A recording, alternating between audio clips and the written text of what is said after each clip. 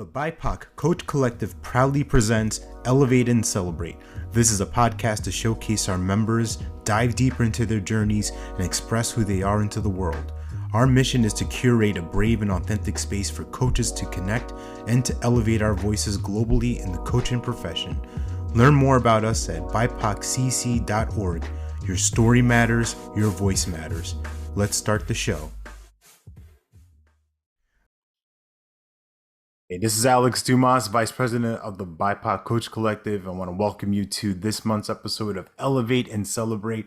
This month, we're joined by Helen Hicks. She's a counselor, a parent coach, and she's someone who's helping 1%, right? That's it, just 1% of the world's parents how to teach them how to be healthier in their parenting experience and make it an easier process for them and for their child or children. So tap into this episode if you're an entrepreneur who's a parent, or you are expecting, you're an empty nester, you're a grandparent, you're a guardian, whoever you are.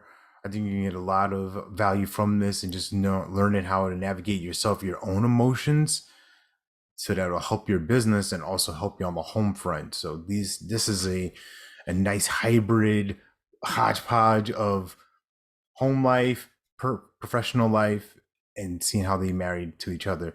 And if you're watching, you're listening right now, we are on our summer break. So there are no facilitation calls. There are no networking open house calls, as we do our best to model for our community the impact, the importance of rest. So for July, August, you won't really see any calls on the calendar or the events tab on our website.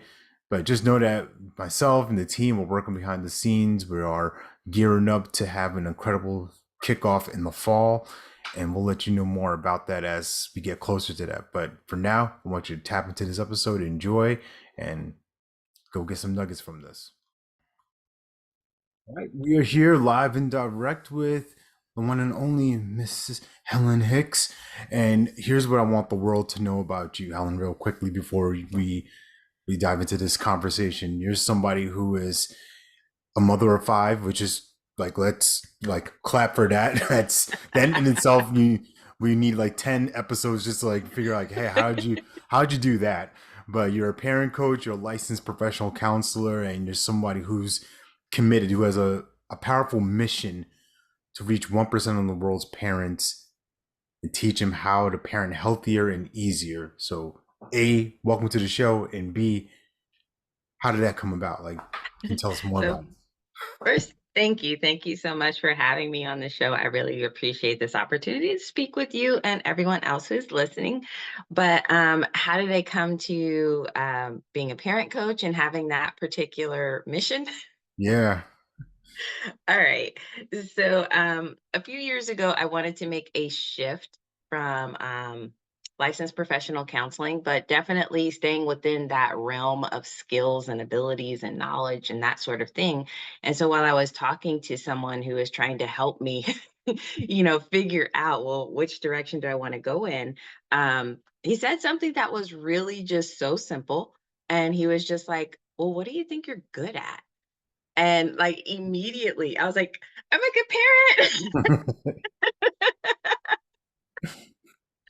And so that really kind of just caused me to dive into, okay, let's break this down. What exactly about being a good parent, can you teach other people and share with them?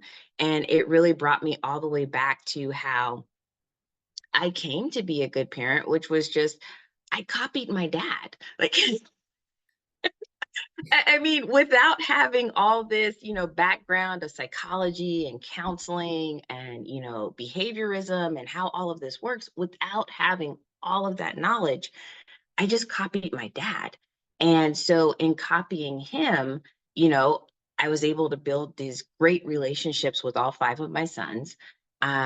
And then utilizing my background in psychology and my experience with behaviorism, I was able to then break it down into chunks to teach other people of, okay, here are the keys, here are the missing pieces. Because part of what I discovered, because, when you're building something, you're writing a book, whatever you're doing, you have to do your due diligence and research. Yes.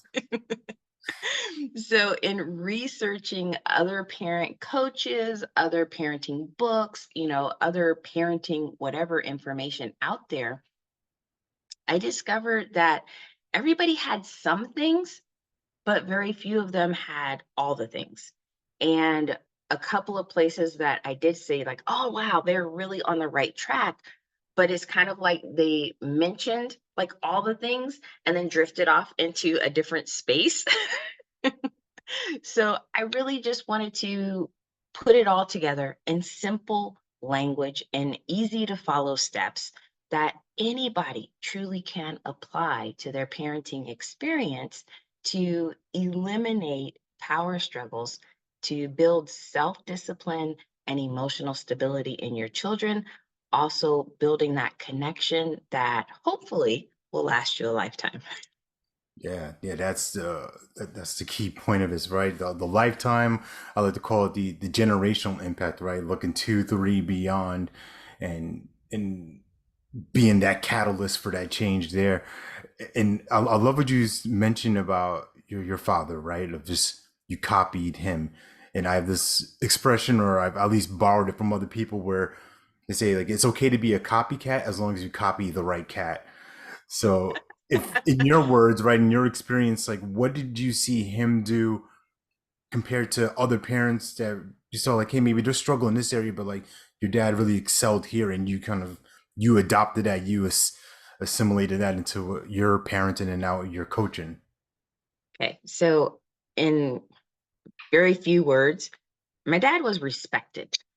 It wasn't that aspect of fear, and that was my mom's approach. It was everything was about fear. If you don't do this, is what's going to happen, or I'm going to do it, and then you're going to learn not to do it again. Like my mother was very much fear based, and I understand a lot of people misinterpret respect as an aspect of fear. Oh, you have to fear me, and that's you respecting me. Mm. But that wasn't my dad's approach. My dad's approach really was you respected him as a person. You respected him as a man. You respected him as whatever role he was filling at that point in time in his life, because he did it and he did it well. He did it to the best of his ability. And my father always allowed me to have a voice, and it wasn't just a token, like, okay, you can say whatever you want to say, but we're still going to do this. It wasn't that at all. Like, what I loved so much about my relationship with him is that if he gave me, let's say, a limit, well, you can't do this. And if I had a conversation with him and I presented him with good information, he'd be like, huh, okay, you made some good points. Go ahead. Let's see how it turns out. you know? And he was always so supportive. Um, Over time, my father became my best friend, and I would tell him anything and everything. And I promise you, I told him certain things that any other father would be like, ah, la, la, la, la, la. But he would sit there and he would listen. There was no judgment. There was no, I taught you better. You shouldn't be doing this. You shouldn't be doing that. He would just be like, okay, so what do you want to do about that? Mm. Like, what was your plan? Where were you going in this? And he was always just a person that you respected. You respected how he interacted. You respected how he responded. You respected his whole demeanor and his presence. And that's what I emulated. And that's what I'm trying to teach people to do. Nah, powerful. Yeah, I love that. And what I got from that is, I think you said the word, like the reverence of it, right? Of you just his way of being, his demeanor, just commanding that attention, and that, like, okay, hey, he's in the room, upright, kind of chin up, but like without the fear of, oh, am I gonna get punished? Am I gonna get judged? And what I hear from you is he was a real collaborator with you, right? If he let you enroll him into some ideas, like, all right, this may not be the thing I want, but I'm gonna hear you out. Good point. Okay. you've convinced me. You've opened up a new possibility for whatever you wanted to happen happen. so, I'm curious, right? Let's go back now, even well, not farther, but just how did you get into psychology? Like, what inspired you? Just like, what's your road into this world of coaching and being who you are right now and what you will be? Mhm. Okay, so that gets into the other half of, my own childhood parenting experience. I got into psychology really by chance. Because I started off in college, I was like, I'm going to be a lawyer. And then, after failing a couple of classes, it's like, okay, maybe not. Let me rethink this. So I happened to just get into an intro to psychology class. And in this class, you're covering like the broad topics of psychology. But as we were talking about different diagnoses, I came across this one diagnosis, paranoid schizophrenic. And I was like, oh my gosh, that's my mom. Ooh. And I went home and I showed my dad. I was like, Dad, read this. And he read it and he was like, oh my gosh, that's your mom. Oh my goodness, how did mom take this? Or Oh no, no one told her.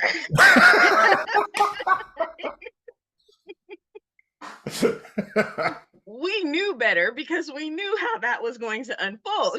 yeah. So, but it's just to put into the context for you, until college, I had been living with and raised by a paranoid schizophrenic mother who did lots of things that didn't make sense in the moment, Hmm. who oftentimes made us feel responsible for those things that she was experiencing that none of us knew she was experiencing or knew how to handle it or to go about whatever.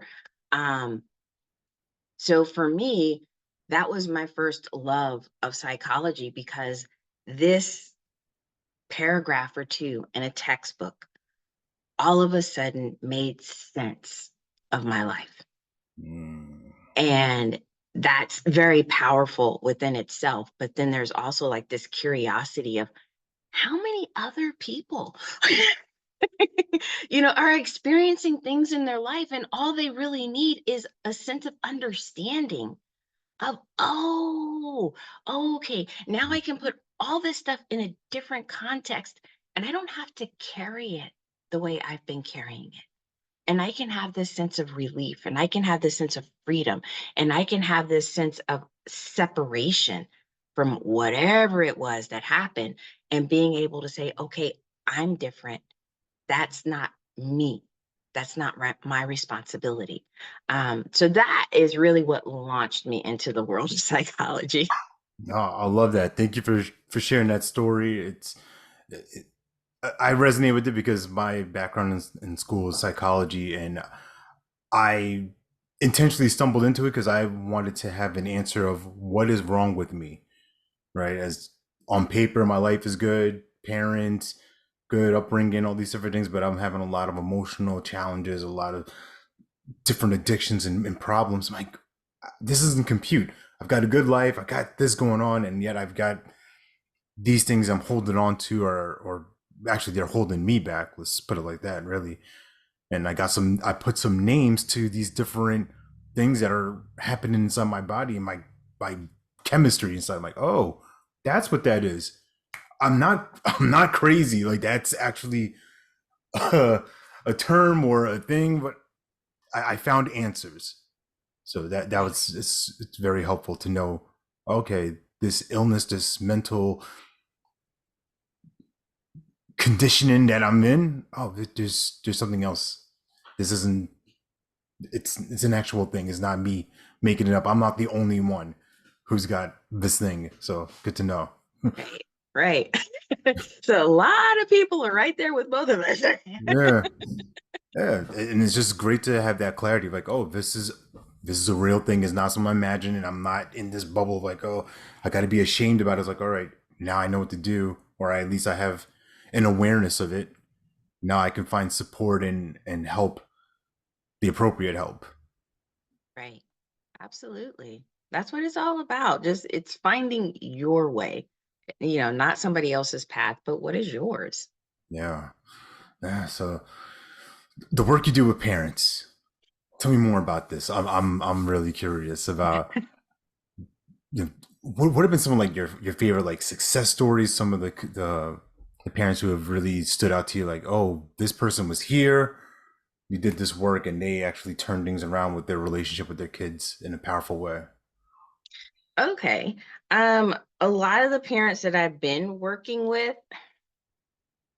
I would say it's not so much of these magical, turnarounds, they gone from A to Z or, whatever. It's really more of the smaller aha moments. Mm. So, one, it's a woman that I just happened to encounter. She's never been a client of mine, but I just saw her struggling with small kids. And so I just had a brief conversation with her, and it turns out that she's a grandmother who is raising her grandsons. And there's a lot of issues on the background of why she's even raising the grandsons. Yeah. But just being able to talk to her for a few minutes and letting her know some tips in regards to, she's upset because they're upset. They had to put down their iPads and whatever else to go out and do whatever thing they had to do. And I was telling her, it's like, a really quick, small thing that you can insert into your parenting experience is that one, you give them a countdown and that you don't say, okay, it's 10 minutes, it's 9 minutes, it's 8 minutes, it's 7 minutes. Don't do that.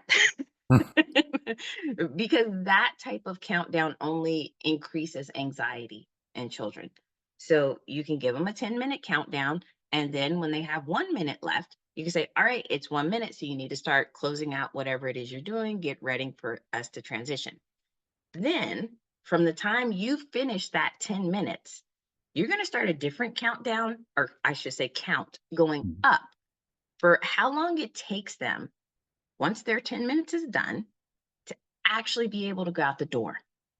Mm. So that time frame becomes a different thing where if now it's taking them another 10 minutes to finally get their shoes on and get everything together and go out the door and they're begrudging and stomping and everything else, whatever that time frame is, that's the time they now owe you when you finish doing whatever thing and they want to go back to doing their thing.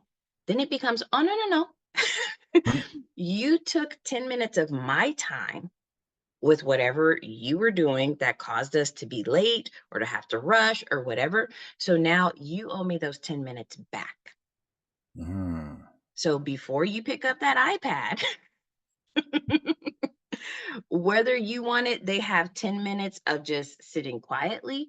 It's 10 minutes of them working on a chore. It's whatever you want to do with that time. That's your time. And then you have children that say, well, I'm not doing it, and blah, blah, blah, blah, blah. Okay, that's fine. But you're still not getting the iPad until I get my time. So you choose. So just a small interaction with her, teaching her that. And then the next time that I saw her, she was like, oh my gosh, it works. Things are so much better.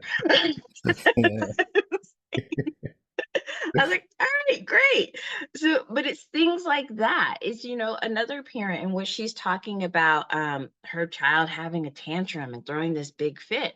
And I was like, okay, well, here's how you should approach it. Instead of feeding into, oh my gosh, what's wrong with him? Stay firm, stay on topic, because sometimes fits are just distractions. It's not really about whatever your child has thrown out there. And they're usually attention getters to distract parents. Now you're off on topic C and you forgot all about that. You told him he can't have A. Oh my goodness. I hope for the parents out there that are watching this, or expecting parents, or hopefully aspiring parents, you hear this, put the finger in your ear so it doesn't fall out, and recognize that, like the power of the distractions, how kids are very skilled innately, intuitively of, all right, I can't get it this way, so I'm gonna like wiggle around and see if I can twist their big adult brains, and oh, I'm right back where I wanted to be. Ha, got them. Right, right. So it's really understanding the nature of children is very basic. Their nature is survival. And in their eyes, getting what they want is survival. And they don't always have that knowledge or concern sometimes that what they want isn't necessarily what's best for them. And so that's where a lot of power struggles come in, where a child is trying to do what they are innately programmed to do, which is survive. Right. And Yeah. they see parents or sometimes other adults as interfering with their natural survival tactics. And there's the power struggle of them saying, I'm trying to survive. And you're trying to say, I'm trying to keep you alive too. So being able to understand this and navigate it, like that is a huge piece of parenting that, I'm trying to teach people. And another aspect that I really, really focus on is emotional safety. Mm. And a lot of people can maintain emotional safety 90% of the time. Like you can have these nice, cool, positive interactions with your child, but the place where most people lose it is when it comes time for discipline. Because when it comes time for discipline, this becomes an emotional trigger for parents. Because it's my child is doing something I didn't tell them to do, I didn't teach them to do. Where did this come from? What's happening right now? So a lot of parents begin to get anxious because they don't know how to manage that situation. They don't have the confidence in their own skills to navigate it well. They have their own emotions that they're also trying to navigate, and it could bring up memories from their past experience. And all these things are culminating in one moment as your child is struggling with whatever your child is struggling with, and when parents react in a way that is, it could be explosive, it could be defensive, it could be, very anxiety provoking, whatever that emotional response is, it compromises emotional safety. And once you have compromised emotional safety, in that moment, your child does not trust you. Mm. And when your child doesn't trust you, we go back to they're programmed to survive. So, how do we as adults feel when we're surrounded by people we don't trust?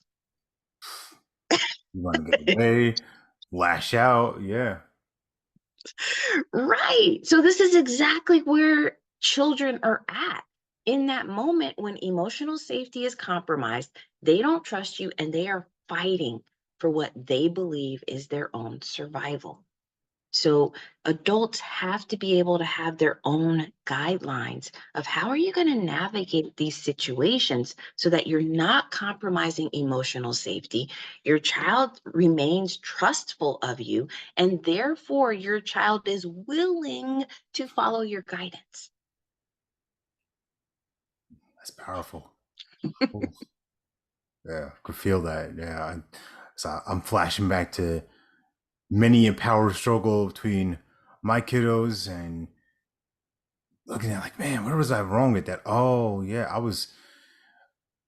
It wasn't necessarily what I did or said. It was like, oh, I'm coming from a place of like, I want my way. They also want their way.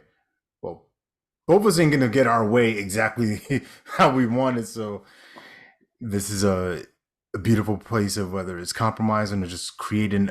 I love what you said, like not the reacting, but the creating of the safety for them and for ourselves.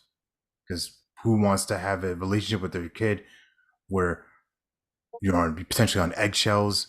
You're like, man, all right, I'm gonna ask them this, but I already know they're gonna right, we're already projecting like, oh, they're already gonna have a problem, they're already gonna be sassy about things, and I'm now approaching that as a parent with this.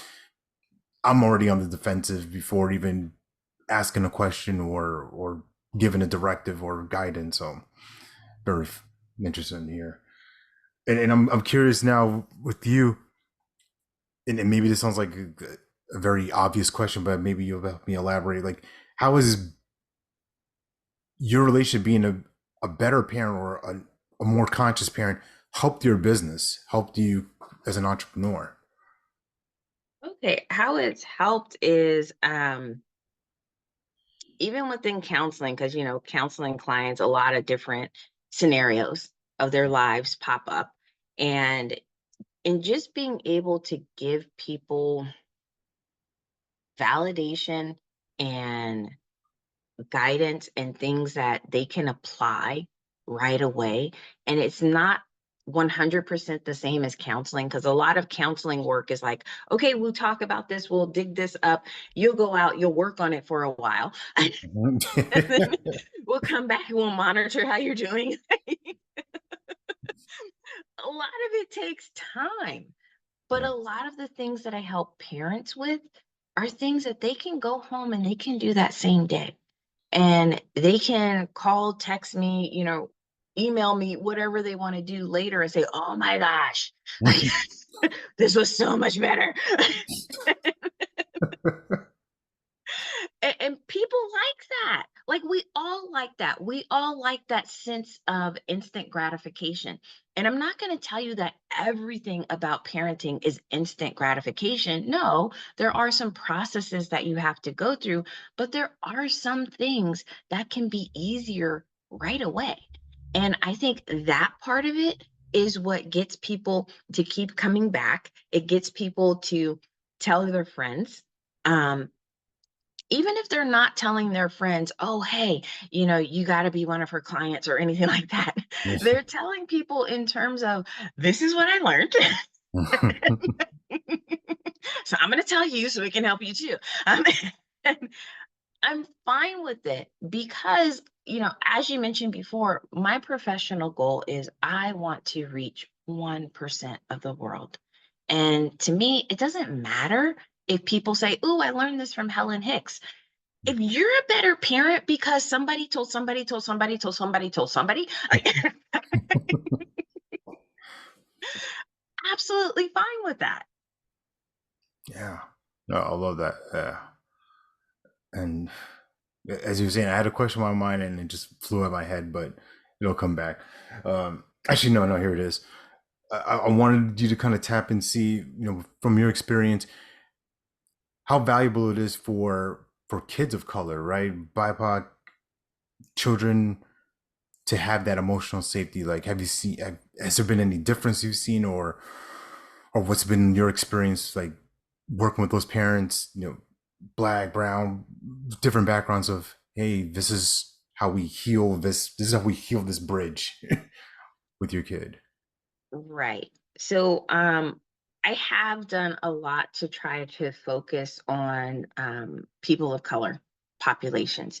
And a lot of it is because, unfortunately, coming from that slavery history, a lot of Black people in America were raised with the idea of, beating. Yeah. You have to have corporal punishment. There has to be pain associated with guidance and, shaping behavior and things of that nature.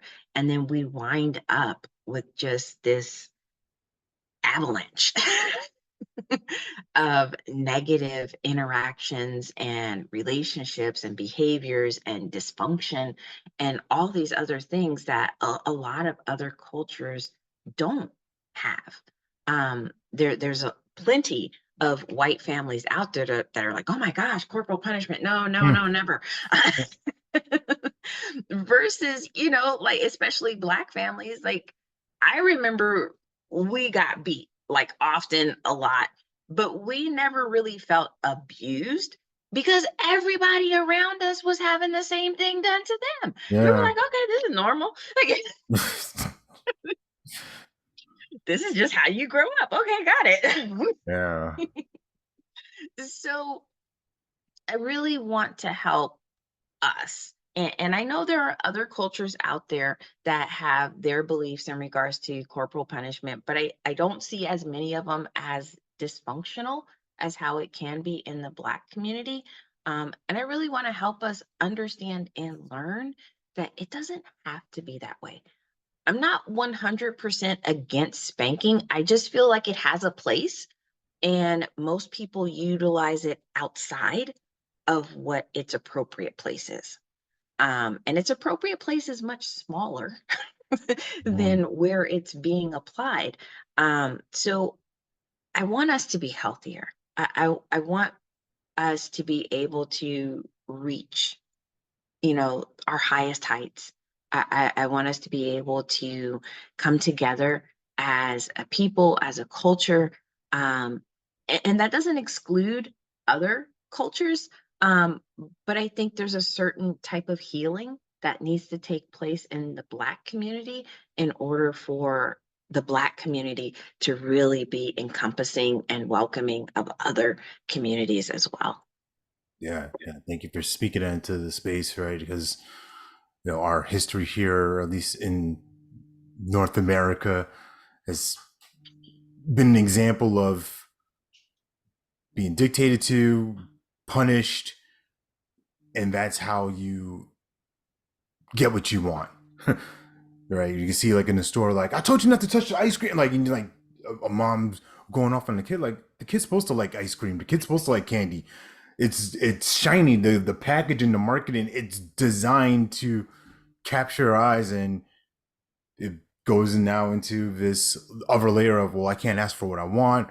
I'm insecure. I don't want to get the job I want. I don't want to ask for the business. I don't want to. Right? It perpetuates this whole cycle of shrinking, of being less than. And pardon me 1 second. I'm getting.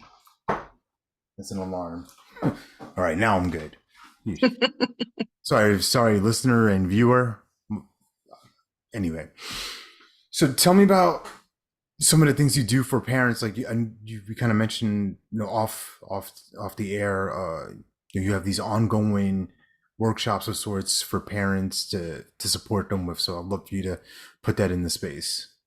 Okay, thank you. Um, so I have a 100% online parenting course, and it's called Smart Goals Parenting. It is available for just $47 a month, and you can stay as long as you feel like you need to stay. If you only need a month, okay, cool. If you need more than that, that's cool too. I and again, this is at a low price because I want to reach 1% of the world. And, like everybody's in different places financially, time-wise, whatever it may be. So even if you join the course and it is your greatest intention that you're going to breeze through this in a month, but life happens. I Yeah. don't want you to feel like, oh, you didn't get your money's worth and this, that, and the other. Like, if you need to stay another month, like, it's not gonna break your bank. So, $47 a month, you can go to my website, helenvhickscounseling.com. There is a link there for you to enroll. But it is available, and you have lessons, and understand, like, I consider this to be a living work. Mm. So as people bring certain topics to mind for me and they really want me to develop a lesson on this topic, I create the lesson, I add it in. So even let's say if you joined tomorrow and it's towards the end of May, come July, there might be more information in there that wasn't in there in May. And it's not my way of trying to trick people into staying longer. Nope. Yeah. I guarantee you that the information that is currently in there is enough to get you to a better and healthier parenting experience. You do not have to stay if you don't want to, but you can also consider maybe you want to be in 1 month and you take a couple of months break and then you come back to see, what's new. Like, you are free to navigate this however you want to navigate it. Another aspect of this course is there's a community. In the community, I post videos that I do about parenting that cover various different topics. Um, I will post answers to people's questions. So if you're working on lessons and you're trying to apply things and you're stuck and you're like, oh my gosh, I'm not really sure of how I'm supposed to go from here to there. How do I apply these things in the way that, she's talking about?